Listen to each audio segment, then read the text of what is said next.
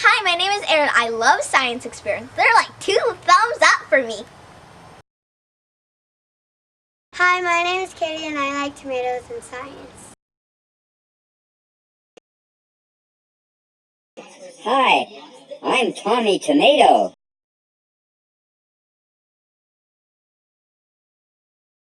What are we going to do? Hi, we're going to do a project on tomatoes and try a couple tips and see if they actually work or not. These are the tomatoes we are going to use.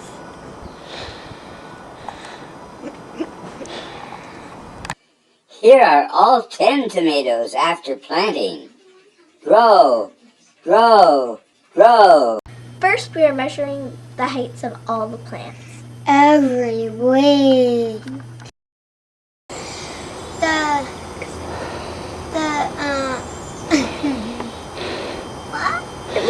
We started a bar graph of our measurements. Right after we planted 2 plants that we call shallow, they were taller than the rest. The 2 shallow ones are planted only as deep as in their planter. This was the way to test the tip that it is better to plant tomatoes deeper than this. What does deep planting look like?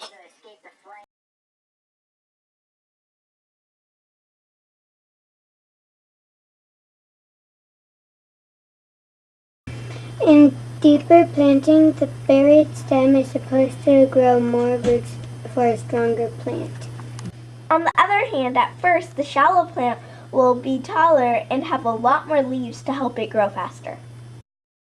So this will be a race to see if more roots or more leaves makes the plant grow faster. And shallow has a head start before any extra roots form on the other tomatoes. I think we need a science advisor. What about Siri? Yeah, let's try. Siri, have you been watching our project? Yes, it keeps getting more interesting, and I love your bar graph. That's very scientific. Let me know if there is anything I can do to help. Will you be our science advisor? I'd be delighted to. Just ask anytime you need me, and I may just butt in now and then. Great! Let's get back to the tips we're testing. Okay. 2 more plants were used to test the tip that a different way to get extra roots is to plant the tomatoes horizontally instead of in a deep hole. For horizontal planting, the prune stem is placed in a shallow trench and covered with dirt.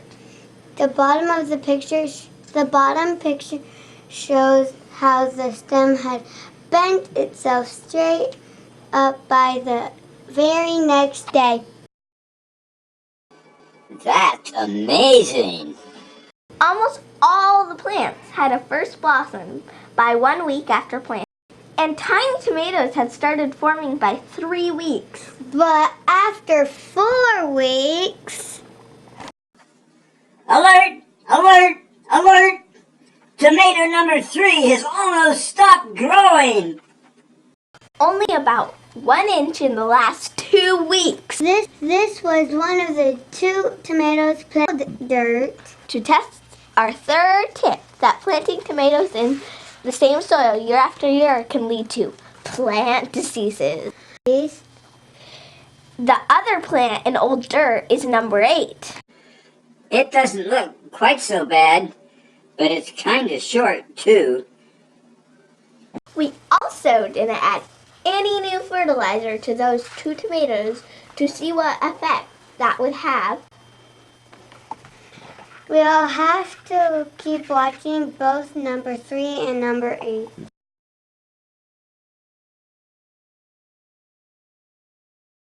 The next 2 plants test the tip that you should remove suckers from the main stem. This is supposed to keep a single main stem for growing larger tomatoes rather than several weaker stems. But more stems might mean more tomatoes. This is the sucker. It's a little shoot that comes off a branch plant. This plant has had a sucker removed.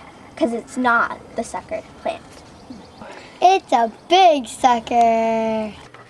For all the other tomatoes beside these two, we will remove all suckers on the bottom 3 feet of the plants. The last two plant numbers 1 and 6 are our standards for comparison. These have suckers removed. They are planted in 5 gallons of fresh fertilized soil and in a deep hole. Okay, let me see if I've got this all straight. You have 2 plants each and 5 duplicate tests. By the way, duplicate tests are a very good way to get an idea how reliable your data is. Now, your first pair, 1 and 6, is your standard. Then your 4 other pairs differ from the standard only in that 2 and 7 don't have suckers removed. 3 and 8 are in old dirt.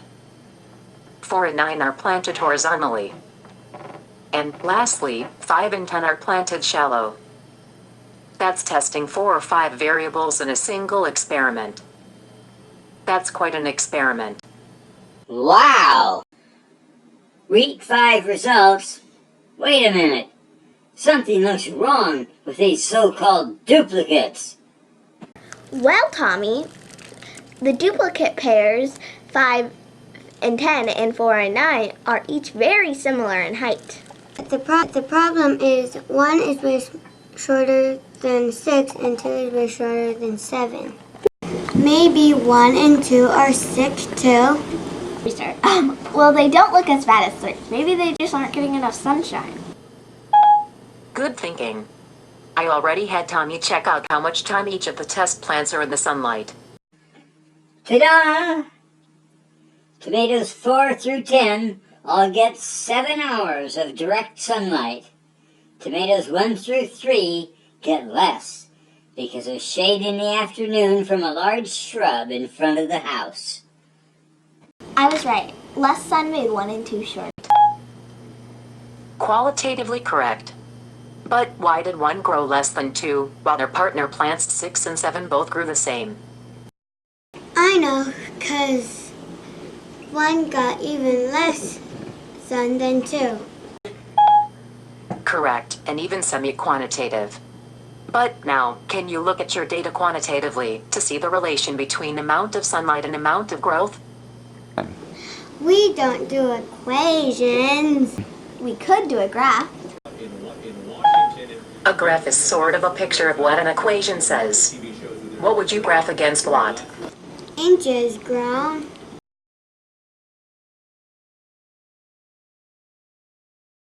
Against hours in the sun.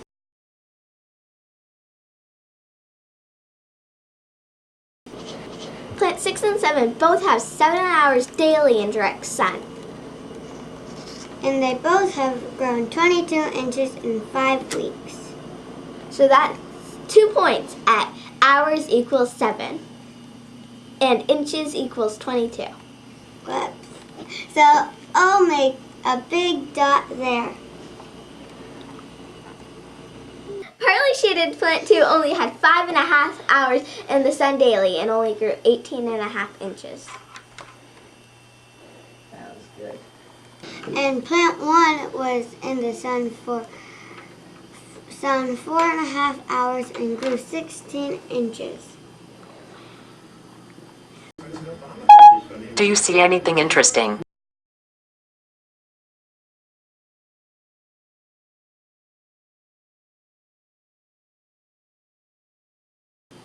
The points are all in a line. Yes, it looks like a nice linear relationship. The graph didn't have to be a straight line, but that's not unreasonable. Why don't you draw a straight line through those points? I'll do it.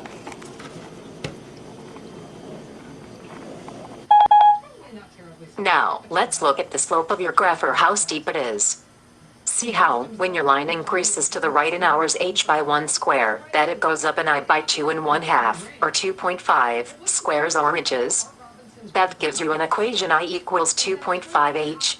That means, for every increase of 1 hour in the sunlit zone, the plant would have grown 2.5 inches taller by week 5. Is that the equation of our line?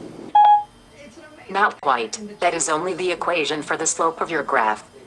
For the complete equation for your line, you also need to know the starting point, or the value of I when h equals 0. Use a ruler to extend your straight line all the way back to h equals 0. What value of I do you get there?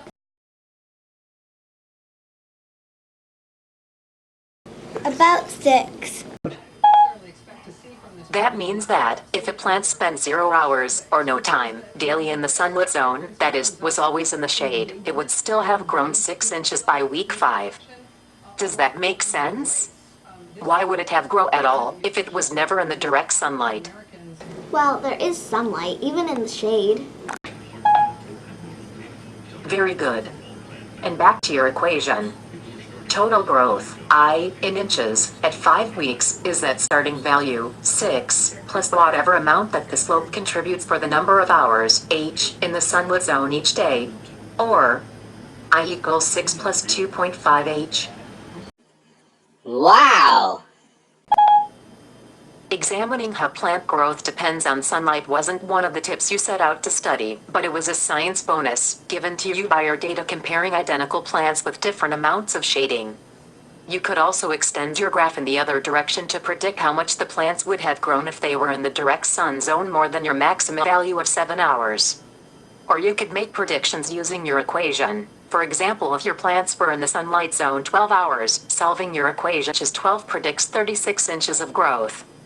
Extending your graph line beyond your data points is called extrapolation, and it's sort of a guess. You don't really know that the relationship is always linear. The graph line might actually start to curve. Also, you should remember the hours in the direct sunlit zone is not the same as hours in the direct sunlight, because sometimes it was cloudy.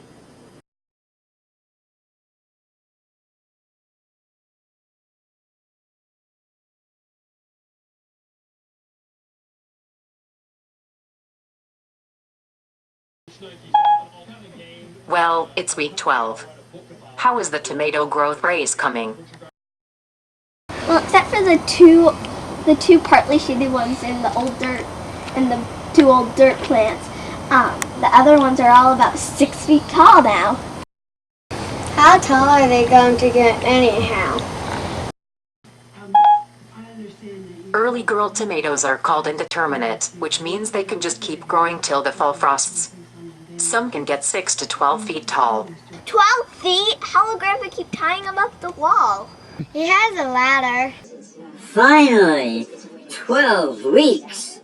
Since the ones with extra roots have caught up to the shallow planting, doesn't that mean the shallow planting will fall behind now? Extra roots will win the race? No, I think they'll all end up at the same height.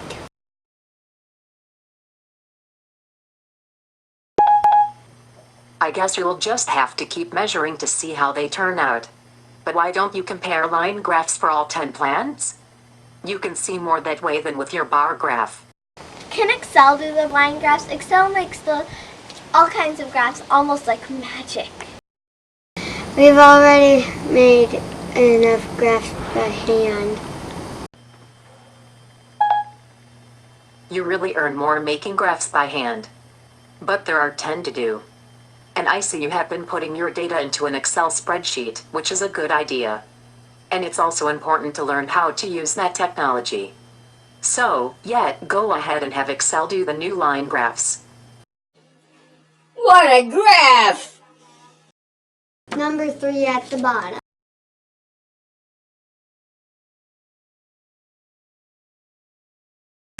Okay. The other old dirt and the partly shaded numbers 1 and 2 are close together and also falling behind the others, getting 7 hours in the sunlight zone.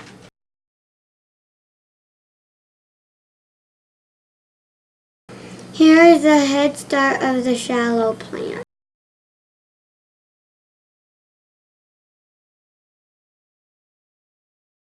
The other 4 that get 7 hours of sunlight have caught up to the shallow planting in week 12.